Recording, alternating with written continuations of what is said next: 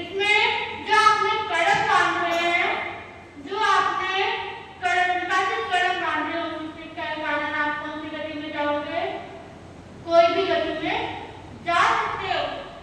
अगर आपने इन चारों गतियों को हटाकर मोक्ष गति में जाना है, मोक्ष गति नहीं है, मोक्ष में जाना है, सिद्ध गति में जाना है, तो आपको इन चारों गतियों को क्या करना पड़ेगा? हटाना पड़ेगा। क्रोध, मान, माया,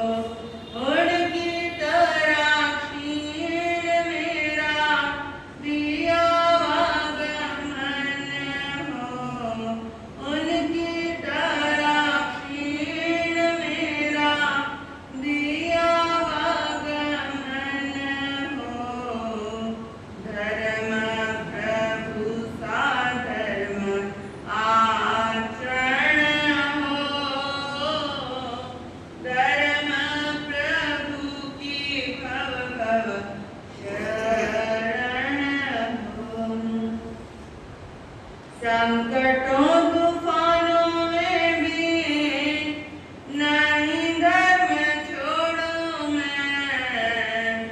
संकटों तूफानों में भी नहीं धर्म छोड़ूं मैं। मर्यादा सीमा कोई कभी भी न तोड़ूं मैं। मर्यादा सीमा कोई कभी भी न तोड़ूं मैं। आनंद आए हर क्षण ऐसा रमण हो। धर्म प्रभु की भव भव शरण हो। धर्म प्रभु सा धर्म आचरण हो। धर्म प्रभु की भव भव शरण हो। विचलित ऐसी हो स्थिरता कभी भी ना हो। विचलित ऐसी हो स्थिरता योगों को टिकाने वाली पाँव में अडिगता। योगों को टिकाने वाली पाँव में अडिगता। संयम ही जीवन संयम मरण हो। धर्म प्रभु की भव भव शरण हो। उनकी तरह क्षीण मेरा भी आवागमन हो। धर्म प्रभु सा धर्म आचरण हो। धर्म प्रभु की भव भव शरण हो। मेरे प्रभु जी मुझको यही दान देना। मेरे प्रभु जी मुझको यही दान देना। उन मार्ग पर न जाऊं वरदान देना। उन मार्ग पर न जाऊं वरदान देना। धर्म रूपी धन का कभी ना हरण हो। धर्म प्रभु की भव भव शरण हो। धर्म प्रभु सा धर्म आचरण हो। धर्म प्रभु की भव भव शरण हो। उनकी तरह क्षीण मेरा उनकी तरह क्षीण मेरा उनकी तरह क्षीण मेरा भी आवागमन हो। धर्म प्रभु सा धर्म आचरण हो। धर्म प्रभु की भव भव शरण हो। बोलिए 15वें तीर्थंकर श्री धर्मनाथ भगवान। देवाधिदेव शास्त्रेश महाप्रभु के पावन श्री चरणारविंदों में भाववंदन नमन। परम श्रद्धेय परम उपकारी आत्मज्ञानी सद्गुरुदेव पूज्य शिवाचार्य भगवान परम श्रद्धेय परम उपकारी पूज्य गुरुदेव श्री जी एवं पूज्य गुरुदेव जी महाराज के चरणों में भाववंदन नमन। आप सभी भव्यात्माओं की भव्यता को मेरा प्रणाम। गुरु कृपा से जो कुछ भी सीख पा रही उसे कुछ देर आपके समक्ष रखने का प्रयास करें। धर्म प्रेमी बंधुओं, माताओं एवं बहनों, ऐसा सुना है कि मानवता की सेवा करने वाले हाथ उतने ही धन्य होते हैं जितने कि परमात्मा की भक्ति करने वाले होठ धन्य होते हैं। पशु सेवा ईश्वर से, साधु सेवा ईश्वर से, ऐसा शास्त्रों के अंतर्गत आया है। कोई व्यक्ति संयत भाव से सेवा से हमारा क्या तात्पर्य है? यानी संयत, जो शांत भाव से सेवा करता है। एक हाथ से सेवा की और दूसरे हाथ को बताना। जैसे एक हाथ से किसी की सेवा शुश्रूषा, किसी रोगी की, किसी तपस्वी की सेवा की, मालिश इत्यादि, और दूसरे हाथ को ये ख्याल भी ना हो, ये एहसास मात्र भी ना हो कि मैंने किसी भी प्रकार का कोई यत्न किया, पुरुषार्थ किया या सेवा का कार्य किया है। संयत भाव से सेवा करनी चाहिए। अगर हम असंयत भाव से सेवा करते हैं तो हमारे भीतर अभिमान की संभावना बन है। अगला अक्षर है वा। व से हमारा अर्थ है विवेक पूर्वक संयत भाव से सेवा करना। रोगी की सेवा की जा सकती है, बेजुबान की सेवा की जा सकती है, मूक पशु पंछियों की सेवा की जा सकती है, मुनियों की सेवा की जा सकती है,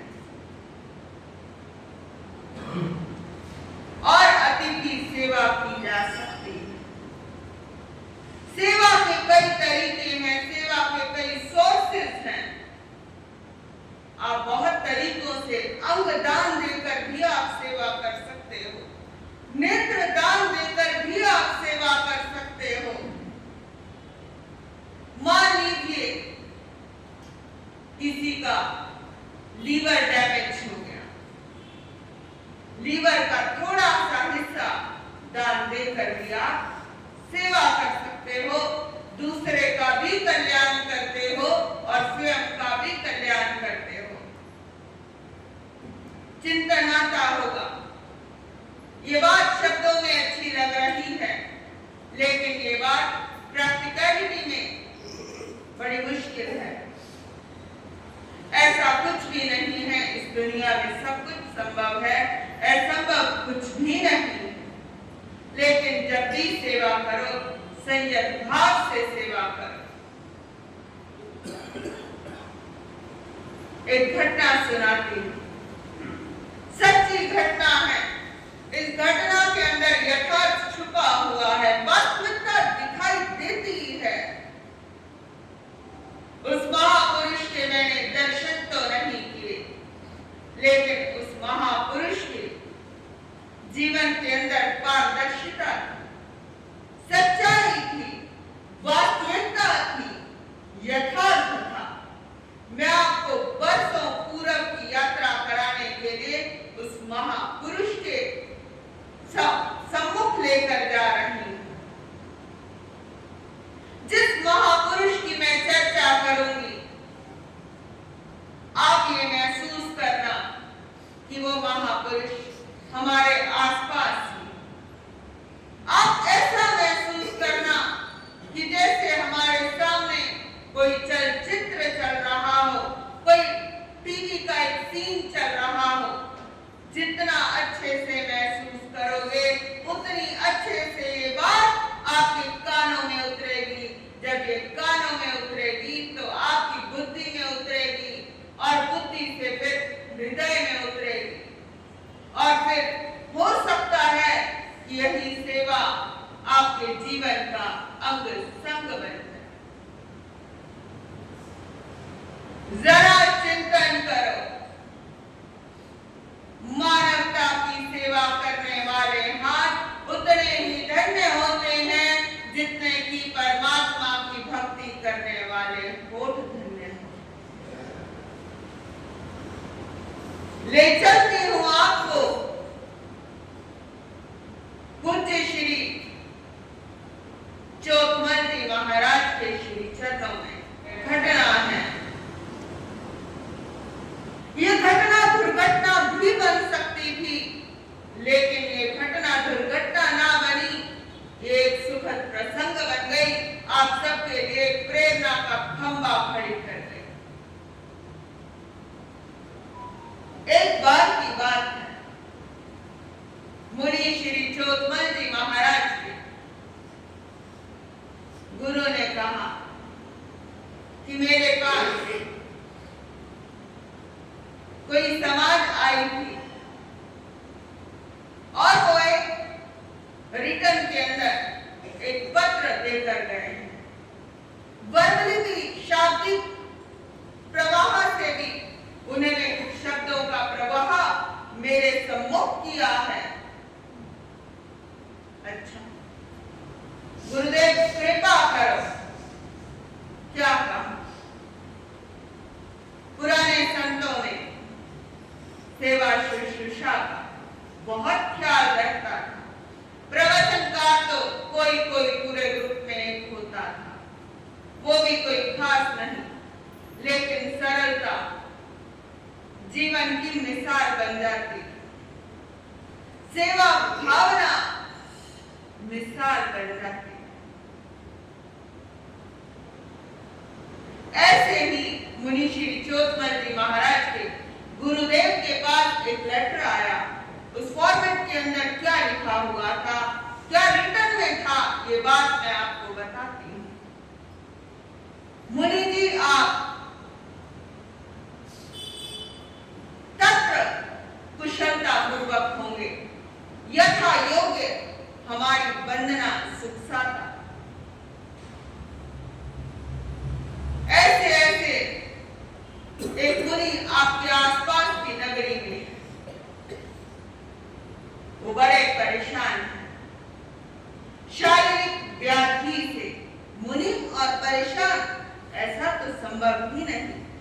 मुनि और साधु को प्रायवाची रूप में देखें, जिसने अपने इंद्रियों पर विजय प्राप्त कर लिया है। मुनि और साधु परेशान हो सकते हैं, अगर उसकी साधुता सच में है तो हैरान परेशान नहीं होगा। हो भी सकता है, लेकिन बाहर तो दिखेगा वो परेशान, लेकिन भीतर से वो हैरान और परेशान ना हो। बाहर से आम जनता को दिख सकता है ये परेशान है, ये किसी ना किसी तनाव में है, लेकिन वो तना नहीं वो हो सकता। लेकिन शारीरिक व्याधि है, कहते हैं शास्त्रों के अंतर्गत, शास्त्रकार स्वयं फरमाते हैं आदि व्याधि और उपाधि से मुक्त होना चाहिए। आदि व्याधि और उपाधि से मुक्त होना चाहिए, यही सुखी जीवन का रहस्य है, यही सुखी जीवन की चाबी है। अब क्या किया जाए? जब दीक्षा उपरांत किसी प्रकार की व्याधि घेर, किसी प्रकार की व्याधि परेशान कर दे, अब किसी के कहीं दर्द हो सकता है उपचार करवाया जा सके, यथासंभव समाज उपचार करवाती ही है, लेकिन मुनि की स्थिति ऐसी थी, वो विक्षिप्त अवस्था में पहुंच गए। विक्षिप्त अर्थात पागलपन की हद तक पहुंच गए थे, ऐसा उस लेटर के अंदर लिखा हुआ था। अब चोथमल जी के जो गुरुदेव थे वो बड़े सरल थे, और अगर समानुभूति होती है, अगर दूसरे की आत्मा में भी हम परमात्मा के दर्शन करते हैं, तो इट मीन्स हमारे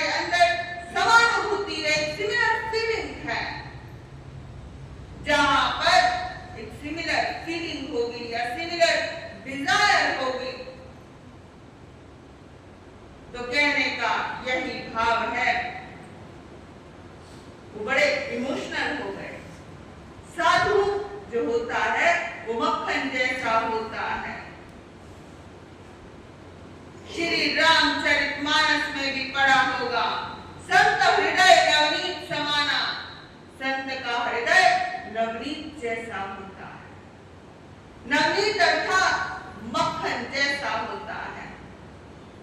मक्खन को जैसे ही आंच दी जाए मक्खन पिघलना चालू होता है और वो घृत यानी घी में कन्वर्ट हो जाता है।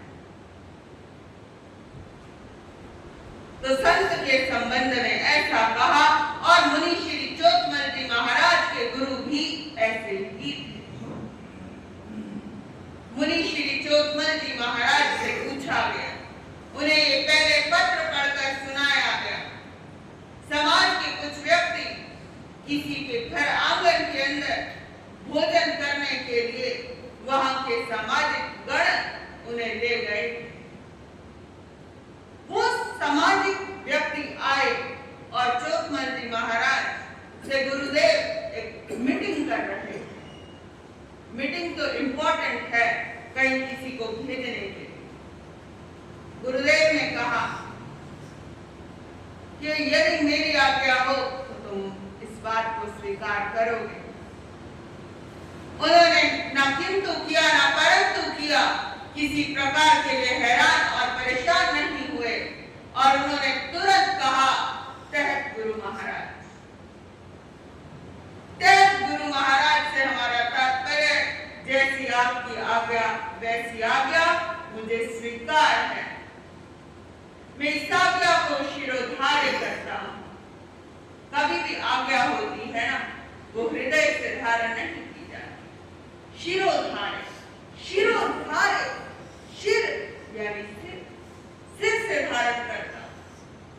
क्योंकि जब हम सिर से धारण करते हैं तो शरीर के एक एक अंग तक, एक एक आत्म प्रदेश तक वो आज्ञा पहुंचती है।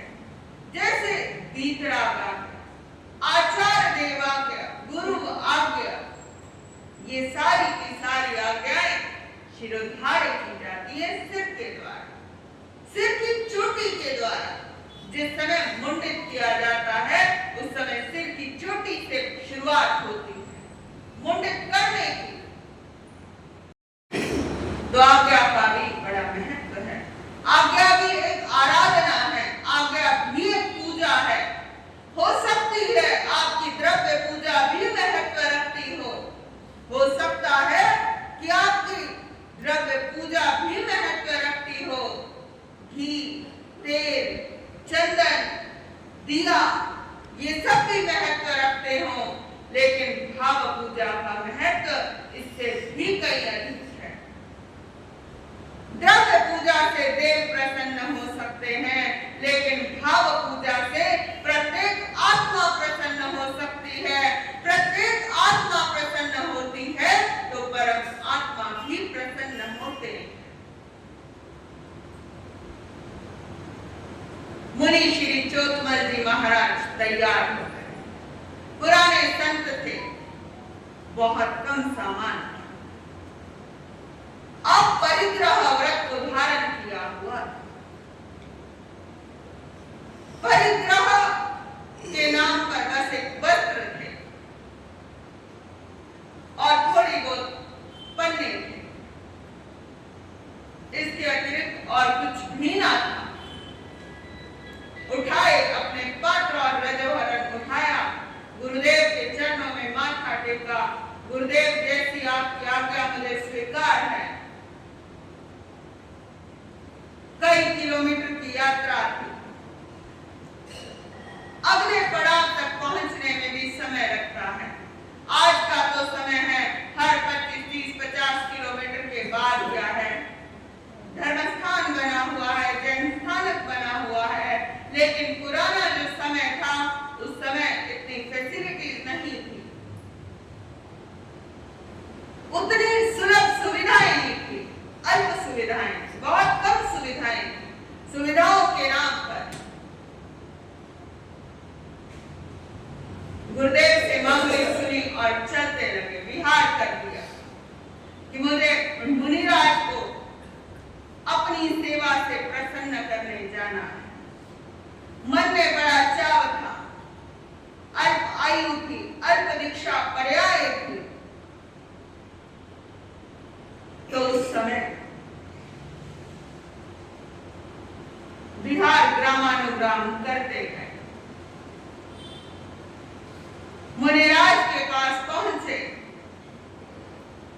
वंदन नमन किया, वंदना नमस्कार की। जैसे सामान्यतः जो मुनि होते हैं अपने शिष्य इत्यादि को आशीर्वाद देते हैं, अब मुनिराज ने एकदम तेज तेज थापी मारी। जो एक सामान्य इंसान होता है वो हल्की मारे, कभी थोड़ा प्रेम उमड़ेगा तो थोड़ी सी तेज मार देगा, लेकिन विक्षिप्त अवस्था के अंदर संलग्न थे, अपनी जीवन यात्रा का निर्वाह कर रहे थे, बहुत तेज तेज थापी मारे। अब चोथमल जी महाराज केवल इस बात से समझ गए कि स्थिति ज्यादा खराब है। दोपहर का समय हुआ, गोचरी के लिए निकले। चोथमल जी महाराज गोचरी लेकर आ गए। जो लघु शंका इत्यादि के पात्र थे, जो लघु शंका इत्यादि से वो जो विक्षिप्त मुनि थे, निपृत हुए थे, वो सारा का सारा भोजन थे फेंक दिया। इस कदर पागलपन की स्थिति तक वो पहुंच गए। मुनि चोथमल जी महाराज संयत भाव से विवेक की आंख लगाकर वो फिर भी सेवा करते रहे। वो भोजन परत भी नहीं सकते, फिर पलटू का दोष लगता, परतने का दोष लगता। वहां पर जितनी भी जीव हिंसा होती, विराधना होती, तो वो स्वयं को दोष लगता, स्वयं की आत्मा के साथ कुछ कर्म लगते और फिर आत्मा उससे पतित होती। ऐसे समय में भी श्री चोथमल जी महाराज बराबर उसकी सेवा करते हैं। चोथमल जी महाराज के पास कुछ और कोई सेवा का कार्य नहीं था, यानी कोई प्रवचन इत्यादि का कार्य नहीं था, स्वाध्याय का कार्य नहीं था। केवल और केवल गुरु ने एक ही बात कही थी, सुबह और शाम प्रतिक्रमण करना है। यथा समय आए, यदि सामाजिक आग्रह हो प्रवचन इत्यादि करने का, तो तुम्हें प्रवचन करना है, लेकिन तुम्हारी तो आज्ञा क्या है? सेवा ही तुम्हारी आज्ञा है और तुम्हें केवल और केवल सेवा ही करनी है और कुछ भी नहीं करना है। श्री चोथमल जी महाराज बड़ी गहरी आत्मा की सत्ता तक डूबे हुए। आत्मा की सत्ता को उन्होंने स्पर्श कर लिया था। आत्मा की परतों के अंदर उन्होंने स्पर्श पा लिया था, यानी आत्मा के अंदर रमन कर लिया था। प्रवचन निर्ग्रंथ प्रवचन, यानी जिस प्रवचन के अंतर्गत गांठ ना, शांत भाव से लगे रहे। और वो मुनि जी कुछ समय के बाद वो स्वस्थ हो गए। स्वस्थ होने के बाद अब चोथमल जी ने कहा कि अब मैं आपकी सेवा कर चुका हूं और आप पूर्ण रूप से स्वस्थ हो चुके हैं, अब मैं अपने गुरुदेव के पास जाता हूं। अब मुनि जी ने कहा, तुमने जो मेरी इतनी सेवा की है, तुमने इस पागल मुनि की जो सेवा की है, मैं तुम्हारी सेवा से इतना प्रसन्न हूं, इतना प्रसन्न हूं कि एक दिन सारी दुनिया तेरे पीछे पागल हो जाए। ये बहुत बड़ा आशीर्वाद है। शुभ भावना थी, शुभ मंगल कामना थी। उनकी सेवा से इतने अभिभूत हुए, उनकी सेवा से इतने प्रसन्न हुए और मांगलिक सुन के वंदन इत्यादि करके समाज के कुछ व्यक्तियों के साथ ग्रामानुग्राम विचरण करते हुए अपने गुरुदेव के पास पहुंचे। शायद इसी आशीष का फल है जो आज हमें निर्ग्रंथ प्रवचन श्री चोथमल जी महाराज के द्वारा लिखे हुए प्राकृत के अंदर उपलब्ध मिले हुए हैं। और ये आशीर्वाद किनका था? उन मुनि जी का, उनको आशीर्वाद मिला और आगे वो हम सब के लिए प्रेरणा स्तंभ बन गए। वो प्रवचन आज तक श्री चोथमल जी महाराज का जैन परंपरा में नाम जीवंत है, जिंदा है। इतिहास मिट सकता है, इतिहास के अंदर ताकत है, मिट सकता है, लेकिन मुझे ऐसा लगता है कुछ व्यक्ति ऐसे होते हैं जिनका नाम सदा अमर रहता है और उन्हीं नामों के अंदर स्वर्ण अक्षरों से नाम अंकित है, लिखा हुआ नाम है मुनि श्री चोथमल जी महाराज का। बोलिए एक भवावतारी आचार्य श्री चोथमल जी महाराज की, जिनका जीवन इतना सुंदर, जिनके जीवन में इतनी मस्ती, आप सबके जीवन और हमारे जीवन में भी यही मस्ती का भाव उमड़े, यही शुभ भावना है। आपका समय हो गया है।